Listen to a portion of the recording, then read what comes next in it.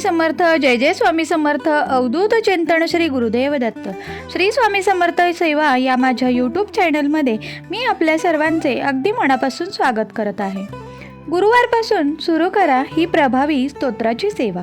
कितीही मोठ्या संकटात सापडला असाल तर मार्ग नक्की मिळेल.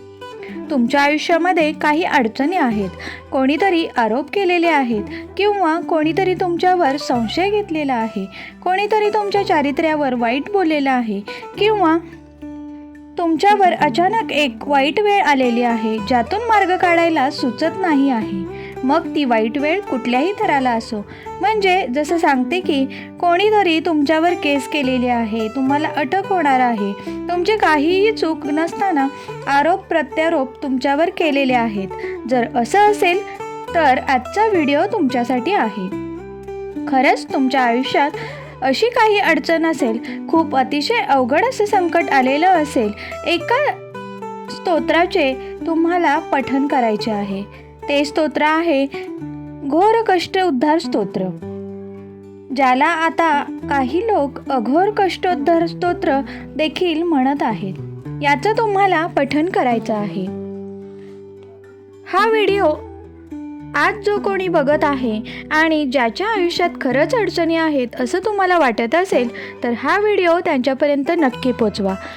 त्यांना ही माहिती सांगा. व्हिडिओ नाही गेला तरी चालेल, पण तोंडी तुम्ही ही सेवा सांगू शकता. सेवा सांगताना व्यवस्थित सांगा, चुकणार नाही. तुम्ही जर कोणाला काही सेवा सांगत आहात, तुम्हाला जर त्या गोष्टीची माहिती नाही तर ते दोष तुम्हाला लागतात.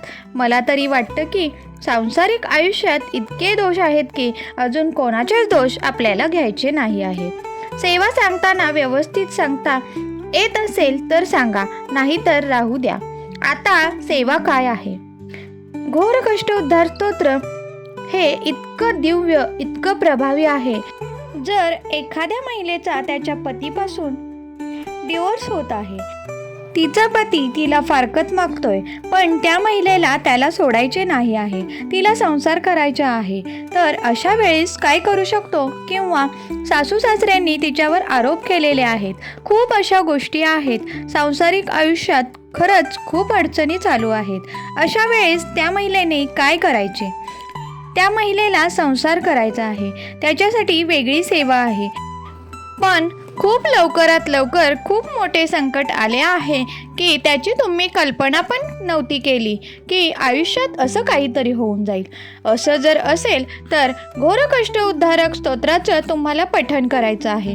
घोर कष्ट उद्धारक स्तोत्र श्रीपाद श्री वल्लभ यांचं अतिशय प्रभावी दिव्य असं स्तोत्र मानलं जातं. आणि कितीही अडचणी असो, कितीही संकट असो, जो कोणी याचं पठण करेल तो त्या चक्रातून बाहेर नक्कीच पडेल. कितीही काही पण असो, तुम्ही जर खरे असाल, तुम्ही जर प्रामाणिक असाल, जर तुमच्यावर आरोप प्रत्यारोप झाला असेल तर नक्कीच तुम्ही यातून बाहेर पडाल. पण खरंच जर तुमच्याकडून चुका झाल्या असतील तर तुम्हाला तुमच्या कर्माची शिक्षा नक्कीच भोगावी लागेल. याच्यातून कोणीही वाचलेलं नाही आहे, तुमच्यापासून माझ्यापर्यंत सगळेच. आता कसं करायचं? या गुरुवारपासून रोज 11 वेळा पठण करा. याला कुठलेच नियम नाहीत. ब्रह्मचर्य पाळू का, बाहेरचे खाऊ का, हे तुमच्यावर इतकं मोठं संकट आलेलं आहे ना की तुम्ही दररोज 11 वेळा पठण करा, 21 वेळा पठण करा, 31 वेळा पठण करा, 41 वेळा पठण करा, 51 वेळा करा. जेवढं जास्तीत जास्त वेळा तुम्हाला घोर कष्ट उद्धारण स्तोत्र, त्याचा जास्तीत जास्त रिझल्ट तुम्हाला लवकर मिळेल. हे स्तोत्र खूप सोपं आहे आणि खूप छोटंसं देखील आहे. एका छोट्याशा पाना इतकं आहे ते. आता हे कुठे मिळेल? ज्यांच्याकडे गुरुचरित्राचा 14वा आणि 18व्या अध्यायाचे पुस्तक आहे ना, त्याच्या पाठीमागे ते दिलेले आहे.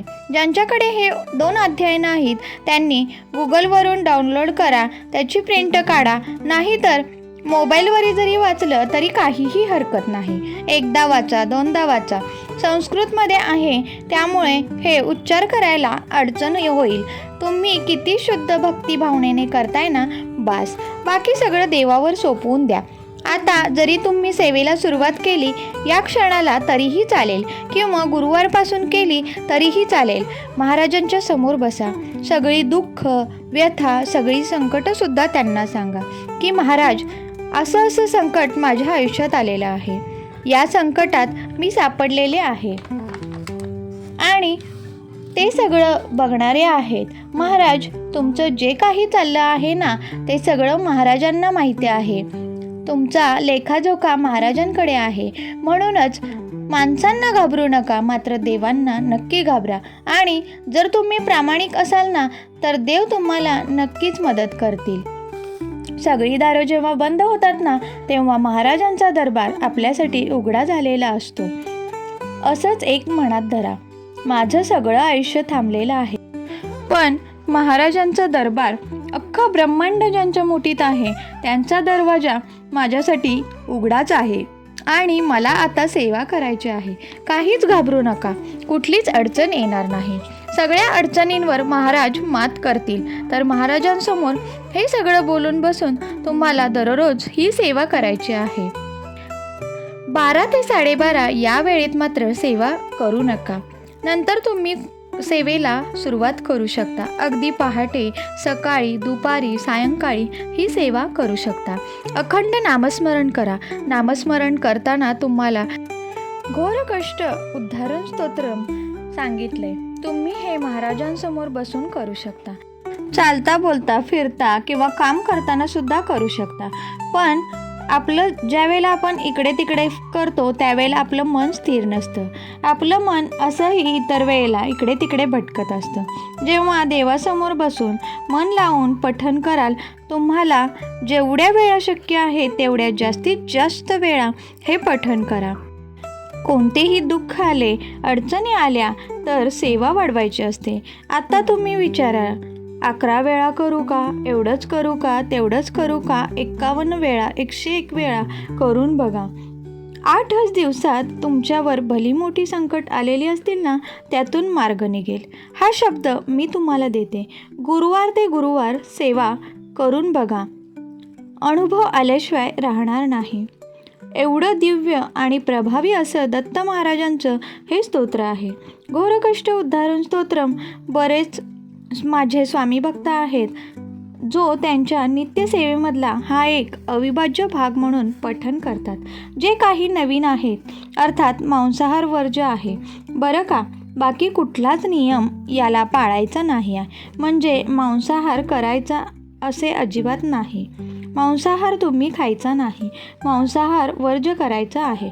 फक्त ब्रह्मचर्य तुम्हाला पालन करायचं गरज नाही.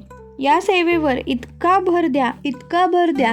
खरंच जर अशी अडचण आलेली आहे, कोर्ट कचेरी काही पण असो, तर त्यातून तुम्हाला नक्कीच मार्ग मिळेल आणि तुमचं काम झाल्याशिवाय राहणार नाही. ज्याला याची गरज आहे की तळमळून विनंती आहे त्यांच्यापर्यंत ही सेवा व्यवस्थित तुमच्या तोंडाने तुम्ही सांगितली तरीही हरकत नाही. आजच्यासाठी फक्त इतकंच. माझ्या व्हिडिओचा विषय जर तुम्हाला आवडत असेल तर माझा व्हिडिओ जास्तीत जास्त लोकांपर्यंत शेअर करा. व्हिडिओला लाईक करा, चॅनलला सबस्क्राईब करा आणि बेल आयकॉनही प्रेस करा जेणेकरून माझ्या व्हिडिओचे सर्वात अगोदर नोटिफिकेशन तुम्हाला मिळेल. आणि कमेंट बॉक्समध्ये श्री स्वामी समर्थ लिहायला विसरू नका.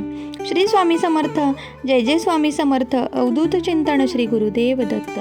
धन्यवाद.